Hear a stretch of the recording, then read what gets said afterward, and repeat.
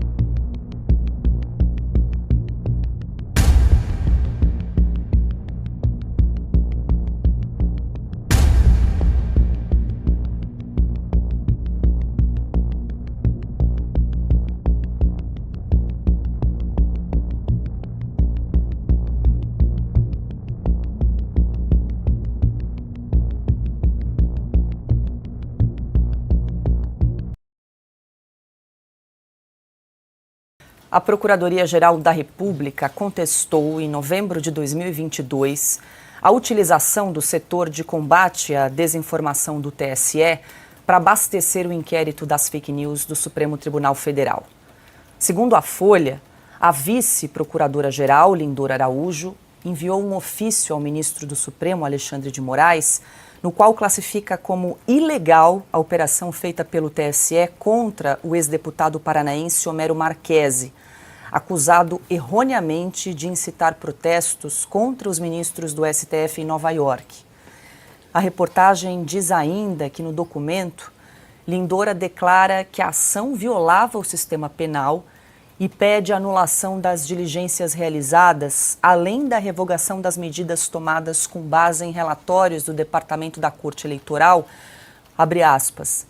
Na prática, a Assessoria Especial de Enfrentamento à Desinformação do TSE, que eventualmente pode estar recebendo informações do recém-criado Núcleo de Inteligência do Gabinete do presidente do TSE, tem exercido função investigativa a subsidiar inquéritos em curso no STF, o que afronta o modelo constitucional acusatório no processo penal.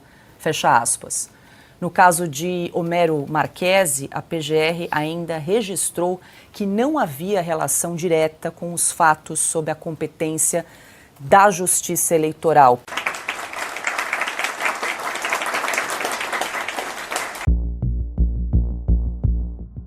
O Procurador-Geral da República ele se manifestou no inquérito que justamente investiga Eduardo Talhaferro sobre os vazamentos de mensagens entre ele e juízes auxiliares de Alexandre de Moraes. Paulo Gonet escreveu que esses vazamentos, segundo o PGR, de forma seletiva, tinham um objetivo nítido de tentar colocar em dúvida a legitimidade e a lisura de importantes investigações que seguem em curso no Supremo Tribunal Federal, como estratégia para incitar a prática de atos antidemocráticos, inclusive tentar desestabilizar as instituições da República. Ou seja, para Gonet, esse movimento foi arquitetado justamente para aplicar um golpe de Estado no Brasil, enfraquecendo principalmente o Supremo Tribunal Federal.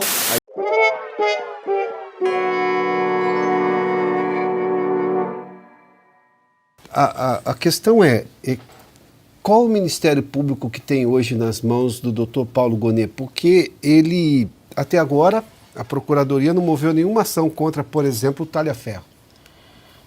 Ué, o Ministério pode, é um funcionário. Bom, dentro desses inquéritos do Supremo, né, estou falando da mais alta corte. No caso, eu estou falando do inquérito que está no Supremo Tribunal Federal. Ilegal, segundo a própria doutora Lindora. O Ministério Público agora, numa declaração do Paulo Gonet, recentemente, logo depois das primeiras denúncias aí da Folha de São Paulo, foi lá e disse que fez um elogio a Alexandre de Moraes. o presidente desses inquéritos todos. Onde esteve o direito brasileiro durante todo esse tempo? Na Carta da Democracia, por exemplo, não há uma citação lá dos juristas da Universidade de São Paulo, na Escola do Largo do São Francisco, das Arcadas do São Francisco, aqui em São Paulo, não houve nenhuma menção ao inquérito ilegal. O inquérito era de 2019. Eles não citaram nada. Ali era uma afronta. E não sou eu que estou dizendo. Era o Ministério Público à época, a Procuradoria-Geral da República. Não creio que eles duvidem da seriedade, da fé pública da Procuradoria-Geral da República e da Procuradora naquele momento. Onde esteve o direito durante todo esse tempo? Porque quando a gente aponta problemas aqui, a gente precisa entender de onde veio a inação ou o silêncio que permitiu com que isso galgasse pontos ainda mais altos desse completo mar de ilegalidade que nós temos aqui. É uma montanha de ilegalidades, imersa num mar de completa arbitrariedade. Pronto, acho que eu consegui trazer a informação aqui. Porque tudo isso estava acontecendo. Eu vou insistir e eu não estou diminuindo a importância da reportagem da Folha, ao contrário. O que a Folha está trazendo são só diálogos de coisas que todo mundo estava vendo, mas poucos estavam denunciando e poucos estavam tendo a coragem de dizer isso é ilegal. Onde estavam todos os advogados do país? A OAB nós sabemos que se permitiu uma omissão criminosa para a história dela própria. A OAB de hoje vai ter que responder para a história da própria OAB. O inquérito que a Procuradora-Geral da República, eu vou insistir nesse ponto, chamou de ilegal e chamou também o Supremo de Tribunal de Exceção é de 2019. O inquérito aberto de ofício por determinação do ministro Toffoli que, sem sorteio, determinou o ministro Alexandre de Moraes para ser o presidente do inquérito e esse inquérito não acaba nunca. A carta é de 2022. Aqueles juristas todos estavam vendo ali um temor de ruptura institucional, mas não citaram em nenhum momento isso tudo. Como é que vocês querem que os brasileiros acreditem nos senhores ou levem a sério aquela carta? Nós estamos falando da história de um país, nós estamos falando da história de uma Constituição, nós estamos falando da história de uma democracia. Ou melhor, nós estamos falando do futuro de um país, do futuro de uma Constituição, do futuro de uma democracia. Qual é o presente dos senhores hoje? Vão se manifestar ou vão permanecer silentes por, sei lá, conveniências entre relações que, convenhamos, não são exatamente as melhores, muito menos republicanas? Isso é uma ilegalidade dentro do devido processo, dentro do direito, dentro do que diz a Constituição, dentro do direito de ampla defesa. E aqui vai um detalhe. A Procuradoria-Geral da República, a figura do Ministério Público, do parquê, do acusador, ele, inclusive, deveria ser o agente de provocação, mas na atual estrutura, como funcionam as coisas lá em Brasília, não é bem assim. Só foi informada depois que a punição foi aplicada por um relatório produzido às escondidas. Nessa reportagem da Folha de São Paulo, o que me agrada é o emprego da frase utilizada pelos repórteres que expõe como o Tribunal Superior Eleitoral foi utilizado para abastecer inquéritos criminais no Supremo Tribunal Federal. É muito mais do que uma mistura entre tribunais independentes. É a ilegalidade em estado bruto, porque os diálogos mostram como as coisas funcionavam.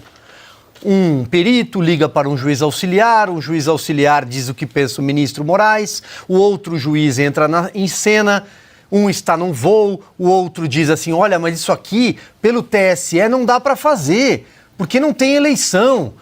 TSE é um tribunal de ano par e o resultado das urnas já acabou, já está consolidado, que é o caso, porque esta reportagem se trata daquele episódio do LIDE, chefiado por João Dória em Nova York, é o Perdeu Mané.